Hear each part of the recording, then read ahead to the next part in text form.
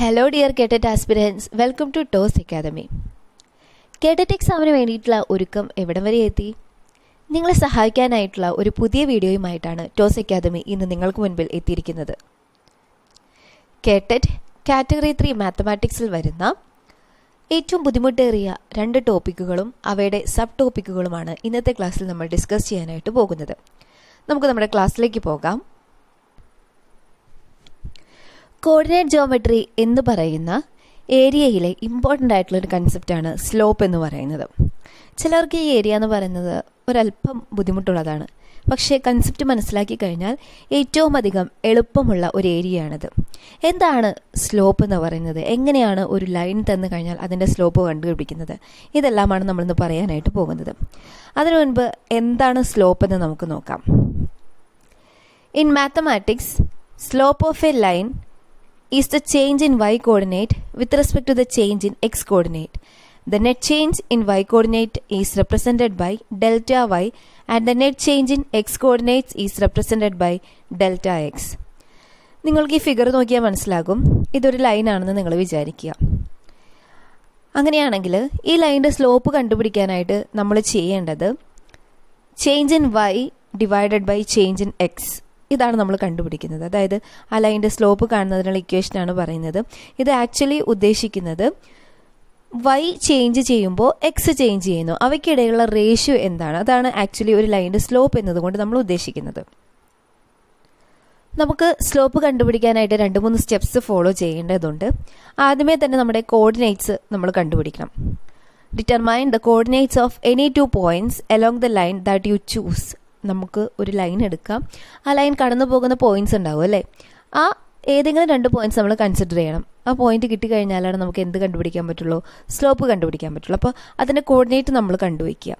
അതിനുശേഷം find the difference between these 2 points y coordinates. Find the difference between these 2 points x coordinates. ഇനി നമ്മൾ ചെയ്യേണ്ടത് x കോർഡിനേറ്റിൻ്റെയും y കോർഡിനേറ്റിൻ്റെയും difference കണ്ടുപിടിക്കുക എന്നുള്ളതാണ്. നമ്മൾ പറഞ്ഞു സ്ലോപ്പ് കാണുന്നതിനുള്ള ഇക്വേഷൻ എന്ന് പറയുന്നത് എന്താണ്, സ്ലോപ്പ് കാണാനായിട്ട് നമുക്ക് ഉപയോഗിക്കാവുന്ന ഇക്വേഷനാണ് delta y divided by delta x എന്ന് പറഞ്ഞാൽ വൈയിലുള്ള ചേഞ്ച് ഓവർ എക്സിലുള്ള ചേഞ്ച്. ഓക്കെ, നമുക്ക് നമ്മുടെ പടം ഒന്നുകൂടെ ഒന്ന് നോക്കാം. രസകരമായ ഒരു രീതിയിൽ പറയുകയാണെങ്കിൽ നമ്മുടെ വൈ എന്ന് പറഞ്ഞാൽ നമുക്കറിയാം അല്ലേ, ഈ ഡിസ്റ്റൻസിനാണ് നമ്മൾ വൈ എന്ന് പറയുന്നത്. ഇതിന് നമ്മൾ എക്സ് ഡിസ്റ്റൻസ് എന്നും പറയും. വൈ റൈസ് ചെയ്യുമ്പോൾ എക്സ് റൺ ചെയ്യുന്നു എന്ന് വേണമെങ്കിൽ നമുക്ക് പറയാം. അങ്ങനെയാണെങ്കിൽ നമുക്ക് ഇത് കണ്ടുപിടിക്കാനായിട്ട് ഉപയോഗിക്കാവുന്ന ഫോർമുലയാണ് ചേഞ്ച് ഇൻ വൈ എന്ന് പറഞ്ഞാൽ എന്താണ്, വൈ കോർഡിനേറ്റ്സിലുള്ള change y2 minus y1 divided by x കോർഡിനേറ്റിലുള്ള ചേഞ്ച്, അതായത് x2 മൈനസ് x1. ഈ ഒരു ഇക്വേഷനാണ് നമ്മളിവിടെ ഉപയോഗിക്കുന്നത്. മനസ്സിലായെന്ന് വിചാരിക്കുന്നു. അങ്ങനെയാണെങ്കിൽ നമ്മുടെ സ്ലോപ്പ് കാണുന്നതിനുള്ള ഇക്വേഷനാണ്, സ്ലോപ്പിനെ നമ്മൾ ഡിനോട്ട് ചെയ്യുന്നത് സ്മോൾ എം വെച്ചിട്ടാണ്, റൈസ് ബൈ റൺ. റൈസ് എന്ന് പറഞ്ഞു കഴിഞ്ഞാൽ വൈ റൈസ് ചെയ്യണമല്ലേ, അപ്പോൾ എക്സ് എന്ത് ചെയ്യുന്നു, റൺ ചെയ്യുന്നു. അങ്ങനെ വേണമെങ്കിൽ നമുക്ക് പറയാം. അങ്ങനെയാണെങ്കിൽ m is equal to, slope കാണുന്നതിനുള്ള formula m is equal to y2 minus y1 divided by x2 minus x1 എന്നുള്ളതാണ്. വളരെ ഇമ്പോർട്ടൻ്റ് ആണ്, നിങ്ങൾ മനസ്സിലാക്കി വെക്കുക. വെറുതെ കാണാപ്പാടം പഠിക്കാതെ അതെന്താണ് മീൻ ചെയ്യുന്നതെന്ന് മനസ്സിലാക്കി വെക്കുക. അപ്പോൾ നമുക്ക് കൺക്ലൂഡ് ചെയ്ത് എങ്ങനെ പറയാൻ പറ്റും, സ്ലോപ്പ് കണ്ടുപിടിക്കുന്നതിനുള്ള ഫോർമുല, സ്ലോപ്പിന് നമുക്ക് എം എന്ന് ഡിനോട്ട് ചെയ്യാം. ഒരു ലൈൻ പാസ് ചെയ്യുന്നത് x1 y1 x2 y2 എന്ന് പറയുന്ന 2 പോയിന്റ്സിലൂടെ ആണെങ്കിൽ ആ ലൈനിൻ്റെ സ്ലോപ്പ് എന്ന് പറയുന്നത് എന്തായിരിക്കും, change in y coordinates divided by change in x coordinate. Change in y coordinate എന്ന് പറയുന്നതാണ് y2 minus y1 divided by change in x coordinate എന്ന് പറയുന്നതാണ് x2 minus x1. y change ചെയ്യാന്ന് പറഞ്ഞാൽ എന്താണ്, y റൈസ് ചെയ്യാണ് അല്ലേ. അതുപോലെ x ചേഞ്ച് ചെയ്യാന്ന് പറഞ്ഞു കഴിഞ്ഞാൽ x അവിടെ റൺ ചെയ്യാണ്. അങ്ങനെയാണെങ്കിൽ സ്ലോപ്പിന് നമുക്ക് എങ്ങനെ പറയാം, റൈസ് ഡിവൈഡഡ് ബൈ റൺ എന്നും പറയാം. ഇനി നമ്മൾ പറയാൻ പോകുന്നത് പോയിന്റ് സ്ലോപ്പ് ഫോം. ഒരു ഇക്വേഷൻ്റെ പോയിന്റ് സ്ലോപ്പ് ഫോമാണ് നമ്മൾ പറയാൻ പോകുന്നത്. ഒരു ഇക്വേഷൻ്റെ പോയിന്റ് സ്ലോപ്പ് ഫോം എന്ന് പറയുന്നത് ഈ ഒരു രീതിക്കാണ് നമ്മൾ റെപ്രസെൻറ്റ് ചെയ്യുക. y minus y1 equal to m into x minus x1. M എന്ന് പറയുന്ന സ്ലോപ്പാണ്, x1 y1 എന്ന് പറയുന്ന പോയിന്റ് ആണ്. ഓക്കെ, അപ്പോൾ നമ്മുടെ കയ്യിലൊരു ലൈനിൻ്റെ ഇക്വേഷൻ ഉണ്ടാകും. അതിൽ നമുക്ക് എന്ത് കണ്ടുപിടിക്കാൻ പറ്റും, ഒരു പോയിന്റ് സ്ലോപ്പ് ഫോം കണ്ടുപിടിക്കാൻ പറ്റും. അതിൻ്റെ ഫോം എന്ന് പറഞ്ഞാൽ ഇങ്ങനെയാണ്, y minus y1 equal to m into x minus x1. ഇനി നമുക്ക് ഈ ഒരു ഇക്വേഷനെ വേറൊരു ഫോമിലേക്ക് മാറ്റാനായിട്ട് സാധിക്കും. ആ ഫോമിനെ പറയുന്ന പേരാണ് സ്ലോപ്പ് ഇൻ്റർസെപ്റ്റ് ഫോം എന്ന് പറയുന്നത്. അതിങ്ങനെയാണ് നമ്മൾ റെപ്രസെൻ്റ് ചെയ്യുന്നത്. y equal to m x plus b. ഇതിൽ ഈ എക്സിൻ്റെ കോഎഫിഷ്യൻ്റായ എം ആണ് സ്ലോപ്പ് എന്ന് പറയുന്നത്. വളരെ ഇമ്പോർട്ടൻ്റ് ആയിട്ടുള്ള രണ്ട് കൺസെപ്റ്റുകളാണ്. ഒന്നാമത്തത് പോയിന്റ് സ്ലോപ്പ് ഫോമാണ് y minus y one equal to m into x minus x one. ഇനി സ്ലോപ്പ് ഇൻ്റർസെപ്റ്റ് ഫോം എന്ന് പറയുന്നതാണ് y equal to m x plus b. ഈ ബി എന്ന് പറയുന്നതാണ് y ഇൻ്റർസെപ്റ്റ് എന്ന് പറയുന്നത്.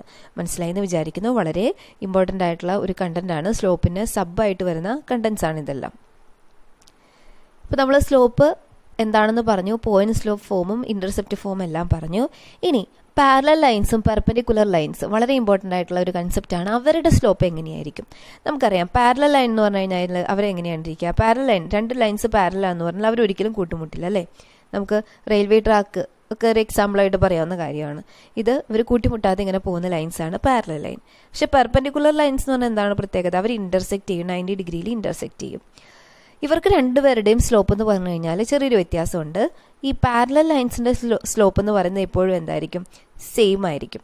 അവരൊരിക്കലും കൂട്ടുമുട്ടില്ല. അതുപോലെ തന്നെ അവരുടെ സ്ലോപ്പ് എന്ന് പറയുന്നത് എപ്പോഴും സെയിം ആയിരിക്കും. രണ്ട് ലൈൻസ് പാരലാണ് എന്ന് വിചാരിക്കുക. ആദ്യത്തെ ലൈനിൻ്റെ സ്ലോപ്പ് തന്നെയായിരിക്കും രണ്ടാമത്തെ ലൈനിൻ്റെ സ്ലോപ്പ് എന്ന് പറയുന്നത്. ഇനി രണ്ട് ലൈൻസ് പെർപെൻഡിക്കുലർ ആണെന്ന് പറഞ്ഞു കഴിഞ്ഞാൽ അവർ ഇൻ്റർസെക്റ്റ് ചെയ്യുന്നുണ്ട് അല്ലേ? 90 ഡിഗ്രിയിൽ അവർ ഇൻ്റർസെക്റ്റ് ചെയ്യുന്നുണ്ട്, മീറ്റ് ചെയ്യുന്നുണ്ട്. ഇങ്ങനെയുള്ള ലൈൻസിൻ്റെ സ്ലോപ്പ് എന്ന് പറഞ്ഞു കഴിഞ്ഞാൽ ചെറിയൊരു വ്യത്യാസമുണ്ട്. ഒരു ലൈൻ്റെ സ്ലോപ്പ് m1ഉം മറ്റേ ലൈൻ്റെ സ്ലോപ്പ് m2 ആയിട്ട് എടുക്കുകയാണെങ്കിൽ ഇവരുടെ സ്ലോപ്പുകളുടെ പ്രൊഡക്റ്റ്, അതായത് m1 ഇൻറ്റു m2 എന്ന് പറയുന്നത് -1 ഈക്വൽ ആയിരിക്കും. വേറൊരു രീതി പറഞ്ഞു കഴിഞ്ഞാൽ ഒരാളുടെ സ്ലോപ്പ് മറ്റൊരാളുടെ നെഗറ്റീവ് റെസിപ്രോക്കലാണെന്ന് പറയാൻ പറ്റും. മനസ്സിലായെന്ന് വിചാരിക്കുന്നു. ഈ പാരലൽ ലൈൻസിൻ്റെ കേസിൽ രണ്ടാൾക്കാരുടെ സ്ലോപ്പ് സെയിം ആയിരിക്കും. പക്ഷെ ഒരാൾ പെർപെൻഡിക്കുലറും ഒരാൾ പാരലലുമാണെങ്കിൽ, സപ്പോസ് ഇതിൻ്റെ സ്ലോപ്പ് m1ഉം ഈ ലൈൻ്റെ സ്ലോപ്പ് m2 ആണെങ്കിൽ m1 ഇൻറ്റു m2 എന്ന് പറയുന്നത് ഈസ് ഈക്വൽ ടു -1 ഈക്വൽ ആയിരിക്കും. പ്രൊഡക്റ്റ് ഓഫ് സ്ലോപ്സ് എന്ന് പറയുന്നത് -1 ഈക്വൽ ആയിരിക്കും. അല്ലെങ്കിൽ നമുക്ക് എങ്ങനെ പറയാം? ഒരു ലൈൻ്റെ സ്ലോപ്പ് എന്ന് പറയുന്നത് മറ്റതിൻ്റെ നെഗറ്റീവ് റെസിപ്രോക്കൽ ആണെന്ന് പറയാൻ പറ്റും.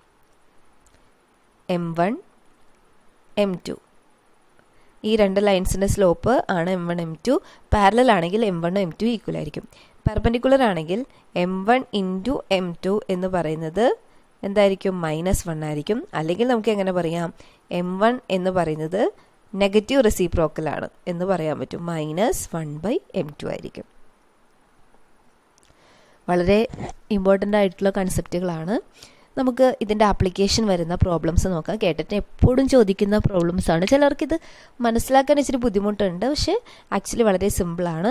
നമുക്കിത് എങ്ങനെ ചെയ്യുന്നതെന്ന് നോക്കാം. അപ്പം നമുക്ക് ഒന്നാമത്തെ ചോദ്യത്തിലേക്ക് പോകാം. If the slope of a line joining the points A 1x and B 3 2 is 8, then find the value of x. സ്ലോപ്പിൻ്റെ ആപ്ലിക്കേഷൻ ഉപയോഗിക്കാൻ പറ്റുന്ന ഒരു ചോദ്യമാണ്. ഇവിടെ നമുക്ക് സ്ലോപ്പ് കണ്ടുപിടിക്കാനാണോ ചോദിച്ചിരിക്കുന്നത്? അല്ല, ഇവിടെ സ്ലോപ്പ് നമുക്ക് തന്നിട്ടുണ്ട്. നമുക്ക് ആ മിസ്സായിട്ടുള്ള എക്സ് ആണ് കണ്ടുപിടിക്കേണ്ടത്. എപ്പോഴും ഡയറക്റ്റ് സ്ലോപ്പ് കണ്ടുപിടിക്കാൻ പറഞ്ഞിട്ട് ചോദിക്കണമെന്നില്ല. സ്ലോപ്പിനെ തന്നെ ഒരു ട്വിസ്റ്റ് ചെയ്ത ടൈപ്പുള്ള ചോദ്യങ്ങളൊക്കെ ആയിരിക്കും നമുക്ക് ചോദിക്കുക. ഇവിടെ നമുക്ക് നമ്മുടെ ലൈൻ കടന്നു പോകുന്ന രണ്ട് പോയിന്റ്സ് തന്നിട്ടുണ്ട്. 1x 3 2. എക്സ് എന്താണെന്ന് നമുക്കറിയില്ല. അതുപോലെ ആ ലൈൻ്റെ സ്ലോപ്പ് 8 ആണെന്നും പറഞ്ഞിട്ടുണ്ട്. നമുക്ക് എക്സ് കണ്ടുപിടിക്കണം. ഇവിടെ നമുക്ക് ഏത് കൺസെപ്റ്റാണ് ഉപയോഗിക്കാൻ പറ്റുക? സ്ലോപ്പ് കാണുന്ന ഇക്വേഷൻ വെച്ചിട്ട് തന്നെ നമുക്ക് ഇവിടെ ചെയ്യാൻ പറ്റും അല്ലേ?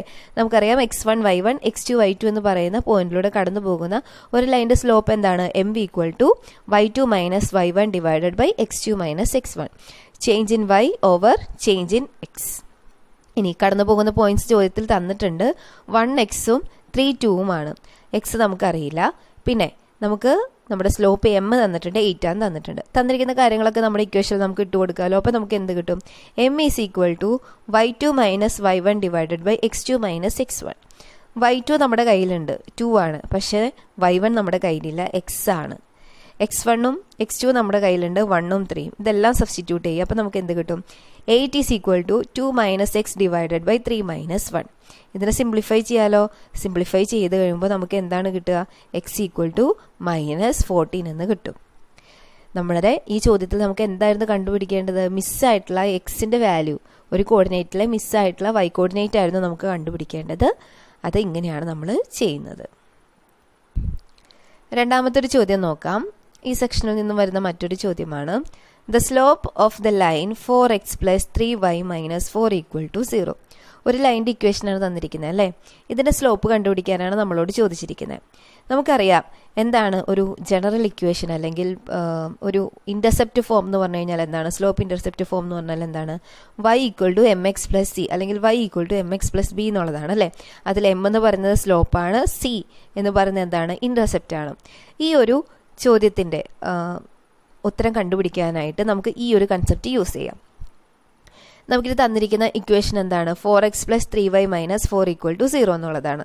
ഈ ഇക്വേഷൻ നമുക്ക് ഈ ഫോമിലേക്ക് ആക്കാലോ, y = എന്നുള്ള ഫോമിലേക്ക് ആക്കാലോ. അതിന് വേണ്ടിയിട്ട് നമുക്ക് ഈ ഇക്വേഷൻ ഒന്ന് അറേഞ്ച് ചെയ്യാം. അപ്പോൾ നമുക്ക് എന്ത് കിട്ടും, 3y = -4x + 4 എന്ന് കിട്ടും. അതിൽ നിന്നും y നമുക്ക് എന്ത് കിട്ടും, ഈ ഇക്വേഷൻ നിങ്ങളൊന്ന് അറേഞ്ച് ചെയ്താൽ മതി. yനെ മാത്രം ഇവിടെ നിർത്തുക, 3നെ റൈറ്റ് സൈഡിലേക്ക് കൊണ്ടുപോവുക. അപ്പോൾ നമുക്ക് എന്ത് കിട്ടും, -4/3x + 4/3 എന്ന് കിട്ടും. അതായത് y = mx + c. ഇവിടെ എമ്മിൻ്റെ സ്ഥാനത്ത് ആരാണ്, -4/3 ആണ്. അതിൻ്റെ അർത്ഥം എന്താണ്, നമ്മുടെ ഈ ലൈനിൻ്റെ സ്ലോപ്പ് എന്ന് പറയുന്നത് -4/3 ആയിരിക്കും. മനസ്സിലായെന്ന് വിചാരിക്കുന്നു. വളരെ ഇമ്പോർട്ടൻ്റ് ആണ്, നിങ്ങളിത് മനസ്സിലാക്കി പഠിക്കുക. അടുത്തൊരു ചോദ്യം നോക്കാം. Let a 6, 4 and b 2, 12 be two given points. Find the slope of a line perpendicular to AB. ഇവിടുത്തെ ചോദ്യം എന്താ, ഒരു ലൈൻ കടന്നു പോകുന്ന പോയിന്റ് ആണ് എയും ബിയും അല്ലേ. അങ്ങനെയാണെങ്കിൽ നമുക്ക് കണ്ടുപിടിക്കേണ്ടത് find the slope of a line perpendicular to A B. A B എന്ന് പറയുന്ന ലൈനോട് പെർപെൻഡിക്കുലർ ആയിട്ടുള്ള ഒരു ലൈനിൻ്റെ സ്ലോപ്പ് കണ്ടുപിടിക്കാനാണ് പറഞ്ഞിരിക്കുന്നത്. നമുക്ക് ഈ എ ബി എന്ന് പറയുന്ന ആളുടെ സ്ലോപ്പ് കണ്ടുപിടിക്കാം അല്ലേ, വളരെ എളുപ്പത്തിൽ കണ്ടുപിടിക്കാം. നമ്മുടെ കയ്യിൽ ഫോർമുലയുണ്ട്. പക്ഷെ അതിനോട് പെർപെൻഡിക്കുലർ ആയിട്ടുള്ള ലൈനിൻ്റെ സ്ലോപ്പ് എന്ന് പറയുമ്പോൾ നമുക്ക് ആ ലൈനെ കുറിച്ച് ഒന്നും അറിയില്ല അല്ലേ. അത് നമുക്ക് എങ്ങനെ കണ്ടുപിടിക്കാം, അവിടെ ഒരു കണ്ടീഷൻ പറഞ്ഞിട്ടുണ്ട്, ആ ലൈൻ എന്താണ്, പെർപെൻഡിക്കുലർ ആണെന്ന് പറഞ്ഞിട്ടുണ്ട് അല്ലേ. നമുക്കറിയാം രണ്ട് ലൈൻസ് പെർപെൻഡിക്കുലർ ആണെങ്കിൽ ഒരു ലൈനിൻ്റെ സ്ലോപ്പ് നമുക്കറിയാമെങ്കിൽ മറ്റേ ലൈനിൻ്റെ സ്ലോപ്പ് നമുക്ക് കണ്ടുപിടിക്കാമല്ലോ. എങ്ങനെ കണ്ടുപിടിക്കാം, നെഗറ്റീവ് റെസിപ്രോക്കലാണ് എന്ന് നമുക്കറിയാം. ആ ഒരു കണ്ടീഷൻ വെച്ചിട്ട് നമുക്കിത് കണ്ടുപിടിക്കാനായിട്ട് പറ്റും. അപ്പം നമ്മുടെ ആദ്യത്തെ ലൈൻ കടന്നു പോകുന്നത് 6, 4, 2, 12 എന്ന് പറയുന്ന പോയിന്റിലൂടെയാണ്. അതായത് നമ്മുടെ കയ്യിൽ x1, y1, x2, y2 എല്ലാം ഉണ്ട്. ഇത് നമ്മുടെ സ്ലോപ്പ് കാണുന്ന ഇക്വേഷനിലേക്ക് അപ്ലൈ ചെയ്താൽ നമുക്ക് എന്ത് കിട്ടും, ഈ ലൈനിൻ്റെ സ്ലോപ്പ് കിട്ടും. അത് നമുക്ക് ആദ്യം കണ്ടുപിടിക്കാം. അങ്ങനെയാണെങ്കിൽ നമ്മുടെ x1, y1, x2, y2 ഇവിടെ തന്നിട്ടുണ്ട്. അങ്ങനെയാണെങ്കിൽ നമുക്കതൊക്കെ സബ്സ്റ്റിറ്റ്യൂട്ട് ചെയ്യാം. എന്താണ് നമ്മുടെ സ്ലോപ്പ് കാണുന്ന equation, y2 - y1 / x2 - x1 ആണ്. അങ്ങനെയാണെങ്കിൽ നമുക്ക് എന്ത് കിട്ടും, m = 12 - 4 / 2 - 6 which is equal to 8 divided by -4 which is equal to -2. അതായത് എ ബി എന്ന് പറയുന്ന പോയിന്റിലൂടെ കടന്നു പോകുന്ന ലൈനിൻ്റെ സ്ലോപ്പാണ് -2. ഇനി മറ്റൊരു ലൈനെ കുറിച്ച് പറയുന്നുണ്ട്, ഇതിൻ്റെ സ്ലോപ്പ് നമുക്കറിയില്ല, അത് കണ്ടുപിടിക്കണം. ഒരു കണ്ടീഷൻ പറയുന്നുണ്ട്, ആ ലൈൻ എ ബിയോട് പെർപെൻഡിക്കുലർ ആണെന്ന് പറഞ്ഞിട്ടുണ്ട്. പെർപെൻഡിക്കുലർ ആണെങ്കിൽ രണ്ട് പേരുടെയും സ്ലോപ്പുകളുടെ പ്രൊഡക്റ്റ് -1 ആയിരിക്കും. ഒരാളുടെ സ്ലോപ്പ് എന്ന് പറയുന്നത് മറ്റൊരാളുടെ സ്ലോപ്പിൻ്റെ എന്തായിരിക്കും, നെഗറ്റീവ് റെസിപ്രോക്കലായിരിക്കും. ഓക്കെ, ഇവിടെ നോക്കൂ, m1, m2 നമുക്ക് ഇവരെ ചൂസ് ചെയ്യാം അല്ലേ. m1, m2 ആണ് ഈ രണ്ട് ലൈൻസിൻ്റെ സ്ലോപ്പെങ്കിൽ പെർപെൻഡിക്കുലർ ആയതുകൊണ്ട് അവരുടെ പ്രൊഡക്റ്റ് എന്തായിരിക്കും, -1 ആയിരിക്കും. ഇനി m1 നമ്മൾ കണ്ടുപിടിച്ചു -2 ആണ്. അങ്ങനെയാണെങ്കിൽ m2 എന്തായിരിക്കും, -1/m1 ആയിരിക്കും. അതായത് -1/-2 ആയിരിക്കും വിച്ച് ഈസ് ഈക്വൽ ടു 1/2 ആയിരിക്കും. വളരെ ഈസിയാണ്, പക്ഷേ ചിലപ്പോൾ ചെറിയൊരു എന്താ പറയുക, മനസ്സിലാക്കാനുള്ളൊരു പ്രോബ്ലം ഉണ്ടാകും നിങ്ങൾക്ക് ഈ ഒരു ഏരിയ എന്ന് പറയുന്നത്. എന്നാലും നിങ്ങളിത് ഒഴിവാക്കരുത്. വളരെ ഇമ്പോർട്ടൻ്റ് ആയിട്ടുള്ളൊരു സെക്ഷനാണ്, ഏറ്റവും കൂടുതൽ ചോദ്യങ്ങൾ ചോദിക്കുന്ന ഒരു ഭാഗമാണ്. കൃത്യമായിട്ടത് പഠിച്ചെടുക്കുക. അടുത്ത ഇമ്പോർട്ടൻ്റ് ആയിട്ടുള്ളൊരു കൺസെപ്റ്റാണ് സോളിഡ്സിലെ കോണെന്ന് പറയുന്നത്. സോളിഡ്സിൽ തന്നെ കുറേ കാര്യങ്ങളുണ്ട്, അതിൽ ഇമ്പോർട്ടൻ്റ് ആയിട്ടുള്ളൊരു കാര്യമാണ് കോണെന്ന് പറയുന്നത്. കോണുമായി ബന്ധപ്പെട്ട 2-3 കൺസെപ്റ്റുകളാണ് നമ്മളിന്ന് പറയാനായിട്ട് പോകുന്നത്. അതിനു മുൻപ് എന്താണ് ഒരു കോൺ എന്ന് പറയുന്നത് നമുക്കറിയാം അല്ലേ. കോൺ എന്ന് പറയുന്നത് ഒരു 3 ഡയമെൻഷനൽ ആയിട്ടുള്ള ഒരു ഒബ്ജക്റ്റ് ആണ്. അതിൻ്റെ ബേസ് എന്തായിരിക്കും, സർക്കുലർ ബേസ് ആയിരിക്കും. നിങ്ങൾക്ക് ഇവിടെ ഒരു ഫിഗർ കാണാൻ പറ്റുന്നുണ്ടാകും.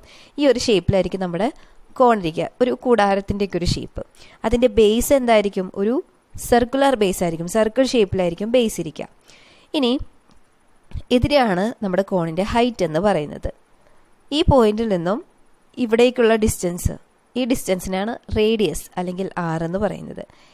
ഈ ഒരു ലെങ്ത്തിനെയാണ് സ്ലാൻ ഹൈറ്റ് എന്ന് പറയുന്നത്. ഈ 3 കാര്യങ്ങൾ വെച്ചിട്ട് കുറേ നമുക്ക് പറയാനുണ്ട്.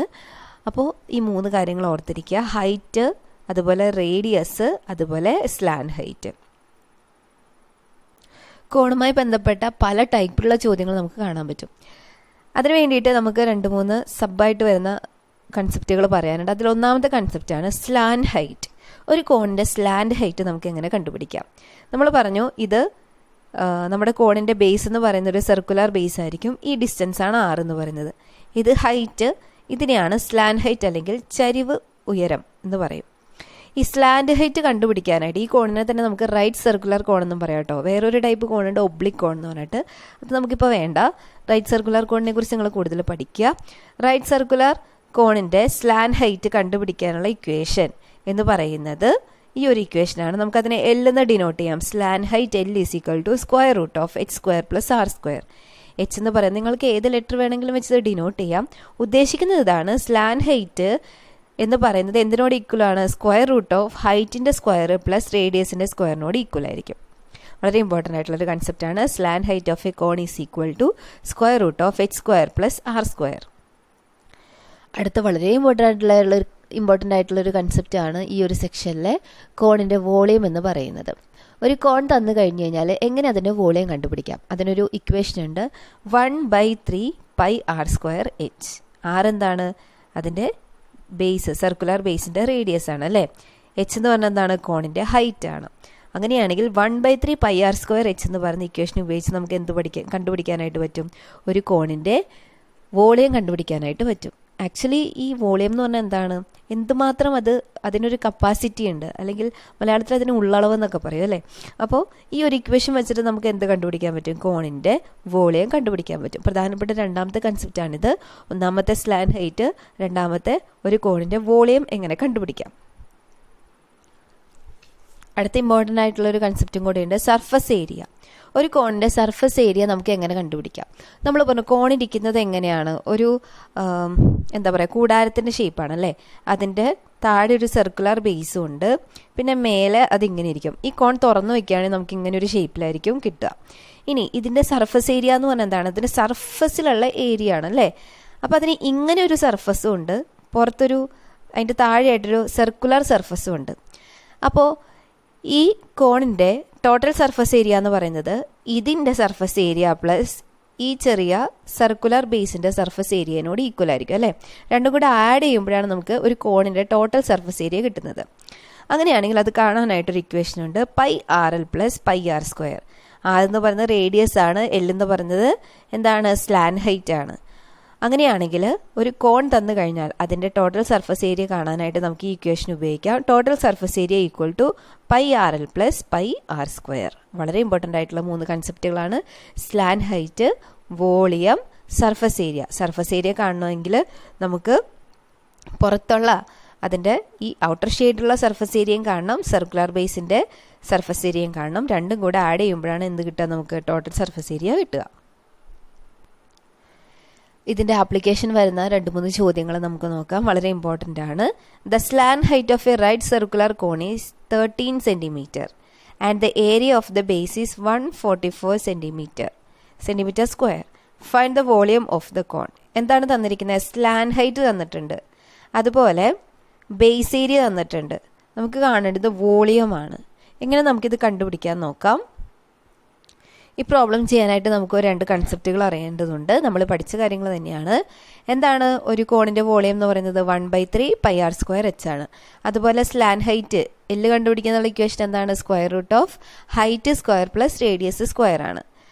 റേഡിയസ് എന്ന് പറഞ്ഞു കഴിഞ്ഞാൽ ബേസിൻ്റെ റേഡിയസ്, h എന്ന് പറഞ്ഞു കഴിഞ്ഞാൽ ഹൈറ്റ്. അതുപോലെ നമുക്കറിയാം സർക്കിളിൻ്റെ ഏരിയ കാണുന്ന ഇക്വേഷൻ എന്താണ്? πr² ആണ്. ഈ ഒരു കൺസെപ്റ്റുകളൊക്കെ ഉപയോഗിച്ചുകൊണ്ട് നമുക്ക് ഈ പ്രോബ്ലം ചെയ്യാം. നമുക്ക് തന്നിട്ടുണ്ട് അല്ലേ, ചോദ്യത്തിൽ തന്നിട്ടുണ്ട്. സ്ലാൻഡ് ഹൈറ്റ് തന്നിട്ടുണ്ട് അല്ലേ.